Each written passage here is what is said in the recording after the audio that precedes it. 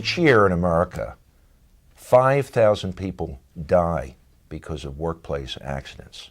Almost 3 million are injured. Today's leading question: what are we doing to make workplaces safe places? To help us answer that question and others is Mr. Nicholas DeJesse. Mr. DeJesse is an Assistant Regional Administrator for the Occupational Safety and Health Administration. Nick, welcome to the show. Thank you, Steve. Pleasure to be here, to say the least. So, how did you get started in the occupational safety and health business? It actually goes back to when I was in my formidable college days. Okay. And that was Drexel, by the way, Drexel University? It was Hahnemann University, which turned into Drexel University, yes. Okay. Many moons ago. And I met an individual by the name of Dr. Samuel Elkin, and he taught me the world of industrial hygiene. From there, through education, I received a degree from the university. I did an unpaid internship, actually, with OSHA. I'm not going to give you the year, Steve, because then you're going to start counting in your head how old I am. And then I was hired full-time by the agency back in the mid-'90s or so as a compliance safety and health officer. All right. Now, we use the term OSHA, and you and I know what OSHA means, but for our viewers, what is OSHA? OSHA stands for the Occupational Safety and Health Administration. We're an agency, actually, that sits within the Department of Labor. The Department of Labor has roughly about 21 or so other agencies. You may know of some: the Bureau of Labor Statistics, the Mine Safety and Health Administration, the Employer Benefits and Securities Administration, to name a few. Those are all sister agencies of OSHA. Okay. Is there a act or law that gives OSHA its authority? There is, actually, and it's called the OSHA Act. Okay. The OSHA Act actually was signed in late 1970, December 1970. It was first promulgated by two senators by the names of Steger and Williams. It was signed into law by President Nixon in April of 1971, and actually happens to be the birth of the agency is on Worker Memorial Day. Okay. Why did the OSHA law come into being? I think there was the realization that there were people that were getting hurt and seriously killed on the job. And government looked at it and said, hey, what can we do, obviously, to intervene, but also help drive these rates down, especially the injuries and illnesses. Now, I started the show with some statistics about injuries and deaths on the job. What did those statistics look like before the adoption of the OSHA law? So it's estimated prior to OSHA's existence that there was anywhere from 20 to 30,000 deaths on the job a year. And the number of serious injuries was probably double the number that you said earlier today. What does OSHA do?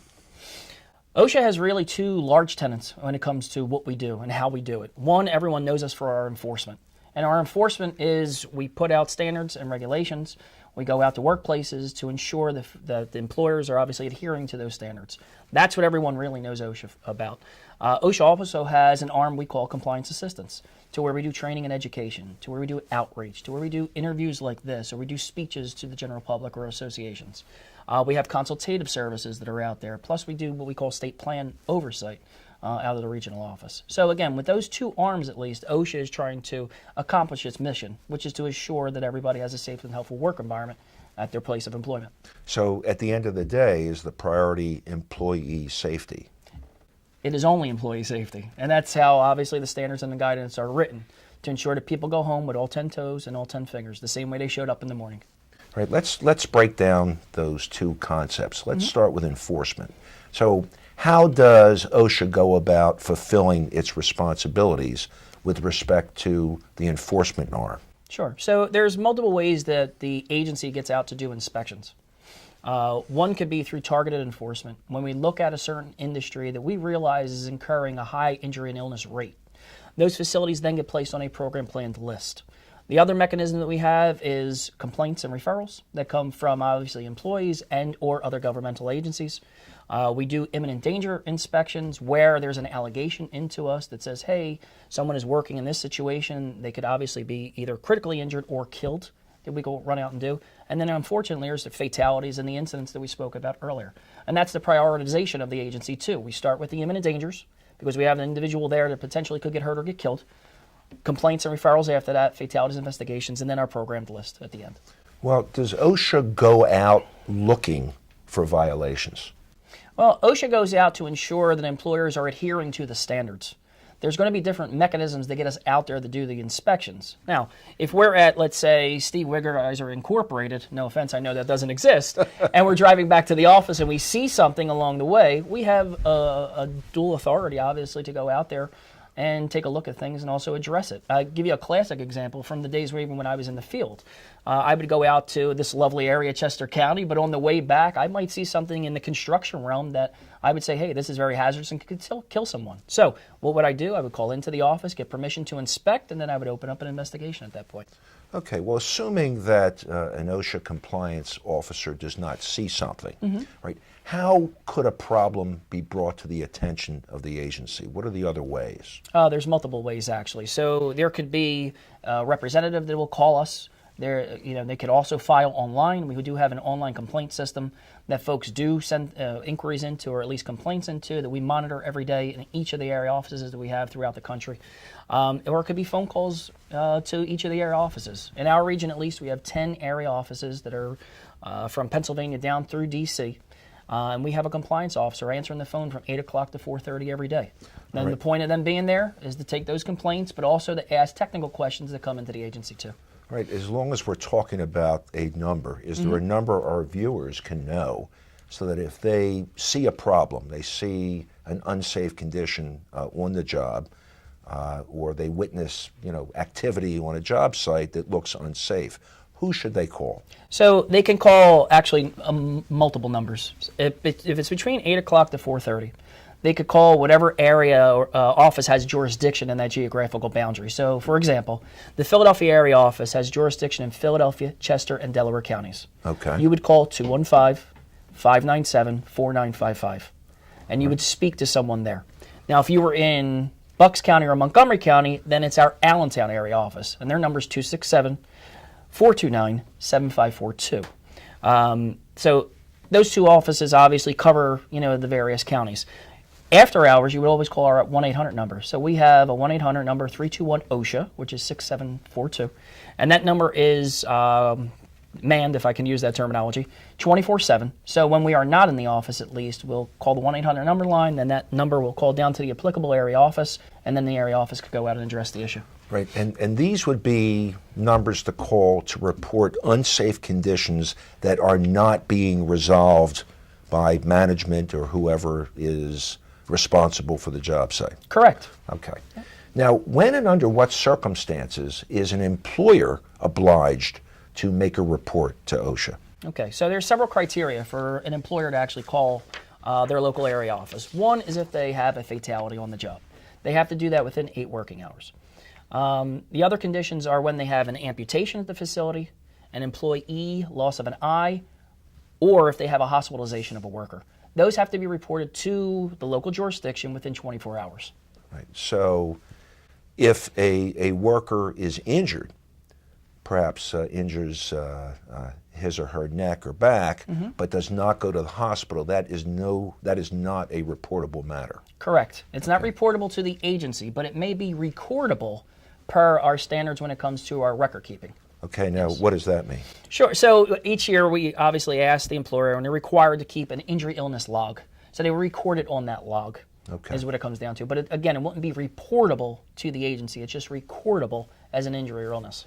Right. Now, we gave some stats, and you gave some stats about national figures for injuries and deaths. Yep. How are we doing here in the Delaware Valley? Well, if you look at it from a standpoint of ratio, we're on par with what's going on throughout the country. When I ran the Philadelphia area office as the area director, we averaged, and I hate to use the word average, between 1 to 1.5 deaths a month in this area from a variety of industries, whether it's construction, general industry, and or the maritime sector.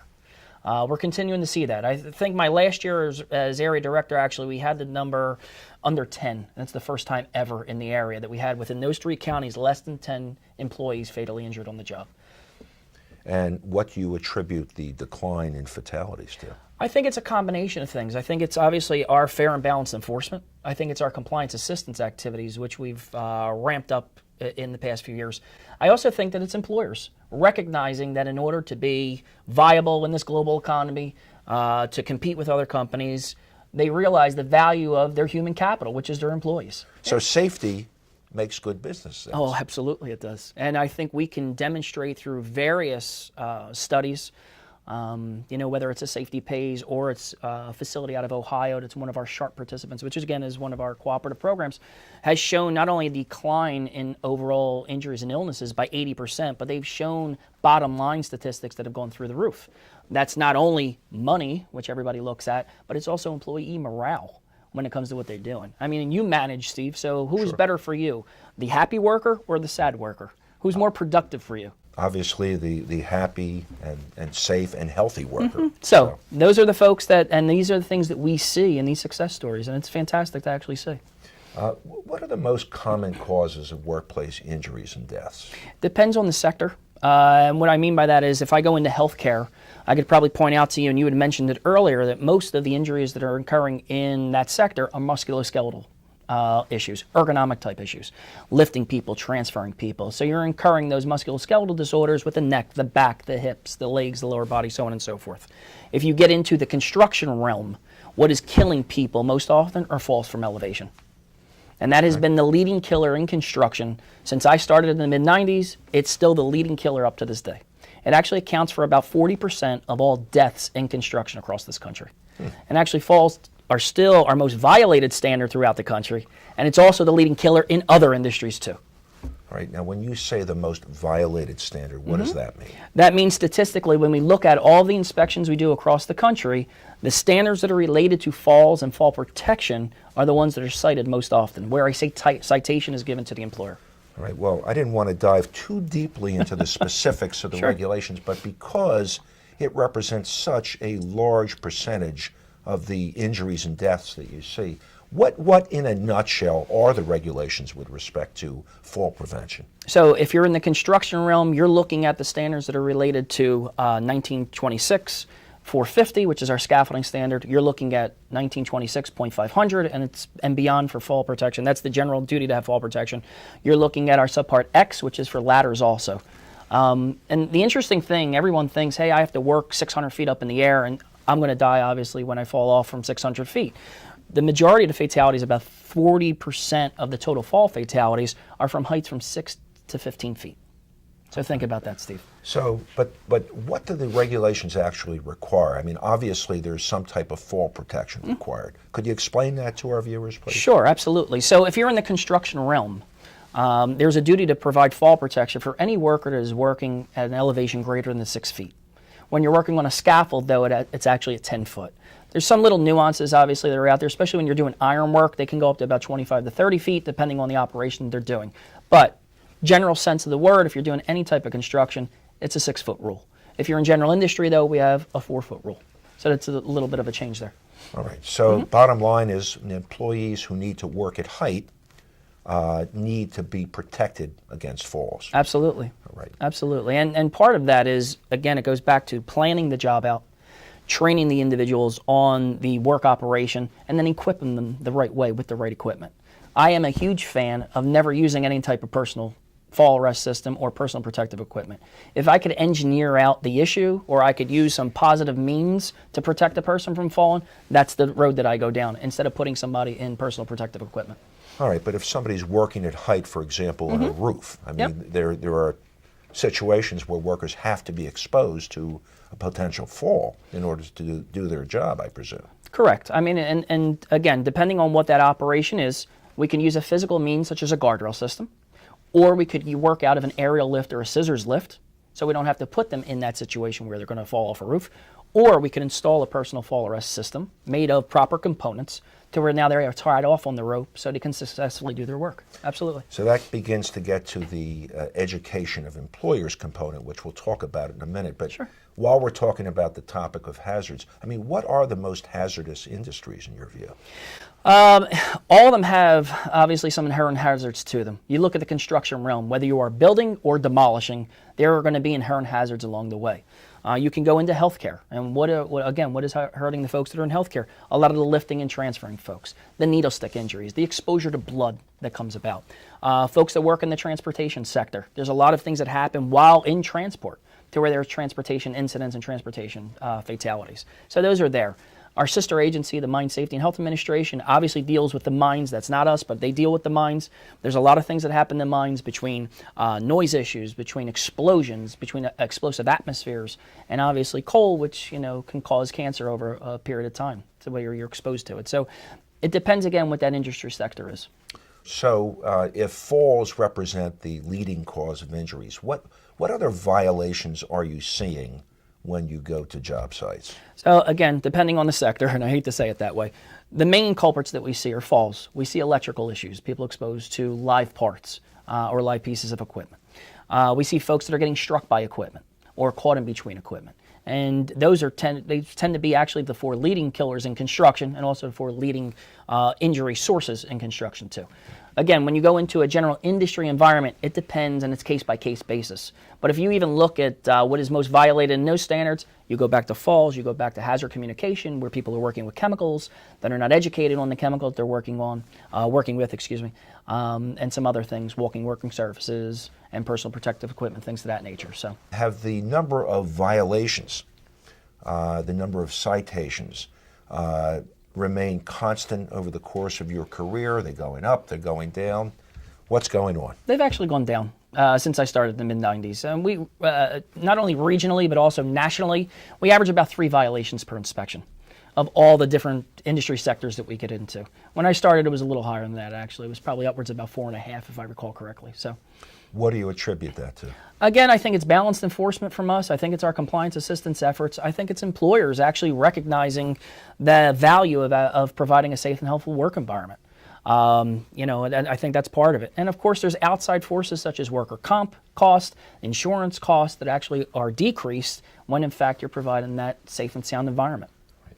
Mm-hmm. Could you tell us what the Focus 4 campaign is? Oh, it's near and dear to my heart, actually, to be honest. That's why I'm asking the question. It's a campaign that we started actually 3 years ago out of the area office when I was still the area director. And some stakeholders came to me and said, hey, Nick, we have this large fall stand-down campaign that happens every May.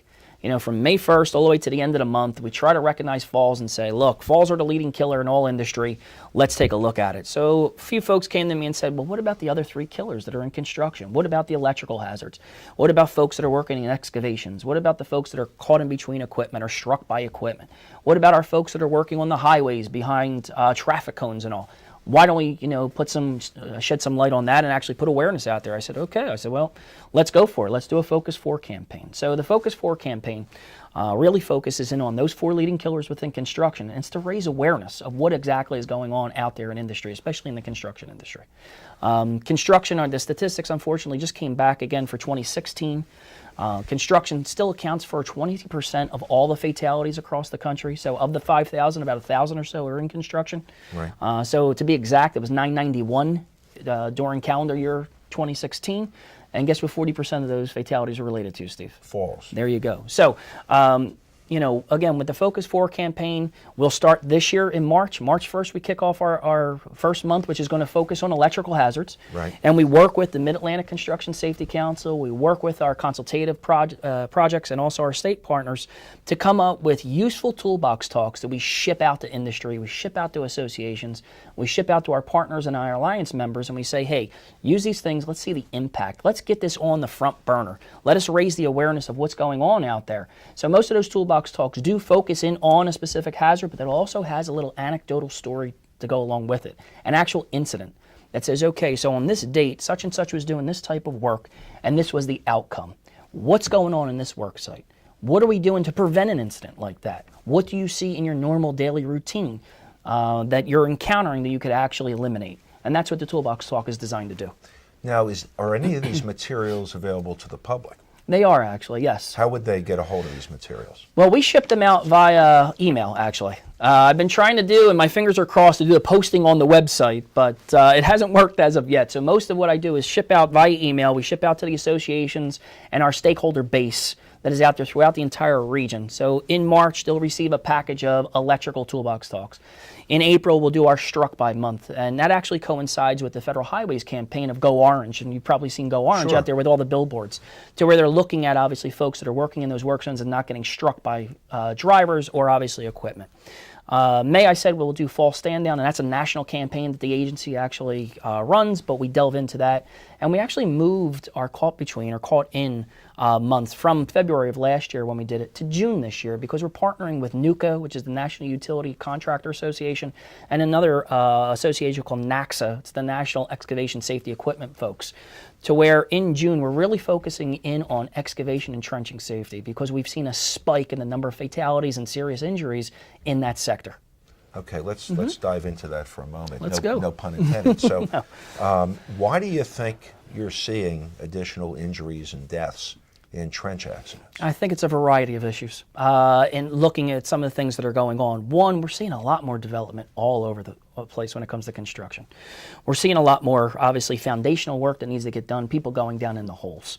We're seeing at least a certain segment of the workforce that is not as trained and educated as I think as we've seen in years past either. And we're seeing more vulnerable workers actually being put in vulnerable situations. I think that's what is contributing to it. We have to do, I think, a better job, obviously, through campaigns like this, plus also our strong enforcement of promoting out there and also recognizing and doing press releases when it comes to, hey, this is what we're seeing in this industry sector. We actually have to open up more eyes. That's what we need to do. And I think that's what this campaign does, is actually do so. So, again, going back to why we're seeing more of these issues out there, it's a variety of issues. And I think part of it is volume of what's going on out there, but part of it, again, is that the workforce that is being utilized for it is not trained and educated to actually recognize these hazards and actually avoid them or at least eliminate them. It seems like it might be a byproduct of a better economy. The better the economy, the more construction, the more building, perhaps the more accidents. It could be that. I never actually looked at it in that sense, but, you know, again, if you're going to have more work that's going on, you're going to have more opportunity for potentially something to, a bad outcome to come. You talked a little bit about this compliance assistance, and I want to talk about that for a few moments. So we gave a phone number for workers who are working on a job site or in any kind of industry who see an unsafe condition and want to prevent injuries either on their own part or for others, so that they can call that number.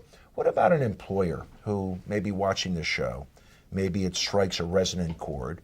Maybe the employer wants to do a better job at making the workplace safe. What can that employer do? So one of the best kept secrets in the agency, and I hate to call it that in all honesty, is that we have a free consultative service that is based in every state throughout the country. Let's use Pennsylvania as the example. So Pennsylvania has a consultation service that is stationed out of Indiana University of Pennsylvania. They are there as a free confidential resource to any small and medium-sized employer. So as long as you're under 250 employees, you can call them and ask them for what I always called a mock OSHA inspection. Or you could ask them to actually help you write safety and health programs that you can implement at your facility. Again, a free service, paid 90% by the federal side of the house, by us, and they contribute 10% of their operating budget. But again, a free confidential service that is out there for folks. We have it in Pennsylvania. You could call my good friend Sam Gallardo. You could call down to Delaware to my friend Tracy Fraley. You could call out to West Virginia to my friend Carla Campbell. And those are the folks actually that run the consultative service in Region 3. And again, it has been one of the most kept secrets, but when you look statistically at what they're doing, the impact that they're doing, it's absolutely tremendous. I was looking at statistics actually earlier today, and last year in our region at least, again, which is Pennsylvania down to D.C., the Mid-Atlantic states, they actually removed more than 200,000 people from serious hazards. Again, invited in by the employer. They go in and do a mock OSHA type inspection. They're trained the same way that the compliance folks are trained, but they're in consultative mode. And they removed more than 200,000 people from serious hazards. Nationwide, I looked at statistics, they removed approximately 3 million people from serious hazards. That's statistically significant, to say the least. Well, that raises two questions in my mind. When an employer is charged with a violation, sometimes that violation is resolved with a fine. So an employer may be reluctant to bring OSHA officers onto their premises, fearful that there may be citations. Will that happen if an employer contacts you and asks for help with OSHA compliance? If you see something wrong, are you going to cite them? Well, here's the thing. The consultative service, you're actually calling folks in to help you with your safety and health management system to identify hazards and obviously resolve them. Their only kicker, you correct what they ask you to correct. That's it. The enforcement side of the house is a different ballgame. Most often, again, we have folks that are answering the phone from 8 to 4:30. So if you have questions based upon hazards at a work site or technical questions about the standard, you can call the area office. You don't have to announce who you are. You don't have to say, hey, I'm Steve Wigrizer and I work at Steve Wigrizer Inc. and here's my address. Right. All you have to do is say, hey, I'm encountering a situation here. I'm looking at this hole. I think somebody could step into it. It's 4 inches big. What's the regulation say if I have a 4-inch round hole so nobody gets hurt? Where could I find that in the standard? So you could always ask for that assistance from any of the area offices. Or you can call the regional office. You could ask for me and we can talk. Right. That helps too. But the mock inspection sounds like it might be of the most value here to an employer. Oh, absolutely. So you said that it's one of the best kept secrets. Mm-hmm. Let's let people in on the secret. Absolutely. Right? If an employer wants to have an inspection and avail him or herself of this wonderful service, who do they call specifically and what number? Sure. So first, we won't even call it an inspection. It's an audit by the consultative projects. And it depends on where you are geographically, again, because there's one per state. So in Pennsylvania, you would call the Pennsylvania Consultative Service. If you go to the OSHA.gov website, right, and you click on the button for employers, you can click on Consultative Services, and then you could click Commonwealth of Pennsylvania. And then somebody will come out and inspect or evaluate the work site. Correct. And it's all going to be based upon what the employer's needs are or desires. So if you have a need that you brought a new chemical into your facility and you need to write a program based upon that chemical plus also train your folks, they will help you do so. If you want them to go wall to wall, look at the entire facility and actually help with the hazards and the programs that are at the site, they will do that too. They'll do a comprehensive wall-to-wall audit for you. Absolutely. So I know you spent a number of years out in the field before you rose through the ranks of OSHA. What kind of response or reception do OSHA compliance officers get when they show up on a job site? It depends. We're a regulatory agency, so most often you get a ugh or oh no. The way that I used to train the folks, especially whether I was a senior level compliance officer or even when I was a manager, was we're there as civil servants working for the federal government. We're there to do a service for the employees. We are the voice of the worker. So how do we actually be the voice of the worker? That's by providing them with a high level of customer service. If we identify hazards, we give them options, obviously, and techniques to correct the hazards. Yes, there may be a violation and a fine that comes along with it, but again, that comes with being a regulatory agency. My advice always to my folks was, yes, you have to look for what's in compliance, but also look at the other components that are going on in that facility. Because what you want to do is actually raise their level of awareness, but also set them up for success. I want to go and see Steve Wigrizer one time in my life. I want to make sure I can put Steve Wigrizer on a path for success so he doesn't need Nick DeJesse back at his facility again to do an inspection. I can give him a slew of resources between publications, between trainings, between e-tools and so on and so forth that come from the OSHA website. That's what we look to do.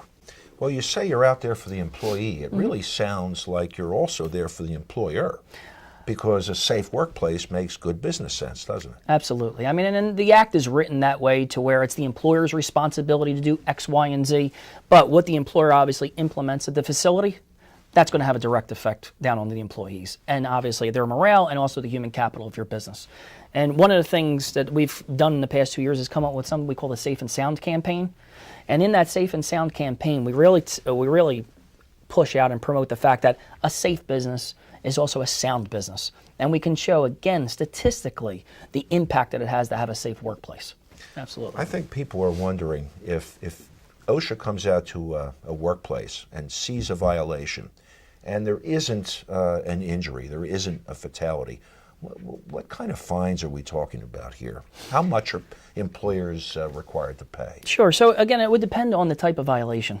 And that's all set out by Congress. That's all set criteria that comes out. Well, so let's use an example. You come out, you see an employee working at height. Okay. Without any kind of guarding and without any kind of fall protection. Okay. And for whatever reason, you make the decision that you're going to cite. And I assume that your officers have some discretion. If everything else looks perfect, it's a one-time event, I assume they don't have to issue a citation, though you're looking at me like I might be wrong about that.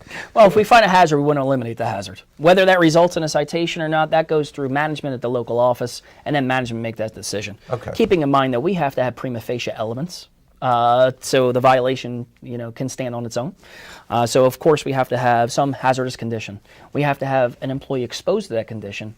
We have to have employer knowledge of that condition, plus we have to have an applicable standard for that condition. All right, so let's say you have all those conditions, Yes. and this is not a habitual offender. What do the fines look like? At the current time, actually, and you're talking about a fall hazard, so if it's a fall hazard, we're going to deem that to be serious. Okay. A serious hazard, and I love to use this as my road, or my gamut, is anything from a cut to death. It's a wide road if you think about it. But anything that could actually hurt someone or kill someone, we're going to call a serious hazard. That violation right now, before reduction factors of size and good faith and history and things of that nature, is about between $12,000 to $13,000. Okay, so that's a pretty significant fine. Absolutely, and the fines actually increased 2 years ago as part of mandated legislation that came from Congress that said that we weren't keeping up with the consumer price index and a few other things, and that's why the numbers have actually almost doubled in the past couple of years. So the idea is that the fine is large enough to be a deterrent. I'm wondering whether you think it works. I think in a lot of cases it does. I really do. Again, I think when we use our influence, when it comes to not only the violations, but also we sell the fact of why you want to have a safe and healthful work environment and why it makes business sense to do so, I think that also is part and parcel for the inspection and or the investigation. Right. Yes, it is there for it to be a deterrent effect. It's there to say, well, wait a second, I just had this instance. Now I have to pay the Department of Treasury $13,000, essentially. Why am I giving them $13,000 when I could have taken care of this so easily also? Right. So it's one of those, boop, you might want to hit yourself on the forehead kind of deal. And that's where the training and education component really comes into play for not only the employers, but also the employees. I think you've been working with or for OSHA for about 22 years. Do I have that right? That is correct, yes. Not that you're giving my age out, but yes. No, I'm not going to do that, and the deal is you're not going to give mine either. Sounds like a plan. Which of your many accomplishments are you most proud of? And there's been a few, obviously, professional accomplishments along the way. Within the realm of OSHA, we've been involved with some large cases that have been across the national media, and national attention had been brought to it. Whether it was the collapse in the water back in Pier 30, back in the late 90s, early 2000 timeframe, whenever that was. Right. Or again, the tragic building collapse, the demolition collapse that happened and killed the folks at the Salvation Army. So the accomplishments for me actually is the fact of going out there and educating folks and seeing a difference when in fact I actually meet these folks again. The one thing that I've always relished in the fact of is educating even our internal folks on how to go out there and really provide a high level of customer service. So I know that doesn't sound as big and grandiose as some of the cases that I've been involved with, but to me at least that's where I get the greatest satisfaction, is to make sure that the folks that are coming up after me, the folks that are going out and being excellent civil servants are providing that high level of customer service, and folks actually get a different feel for what OSHA is.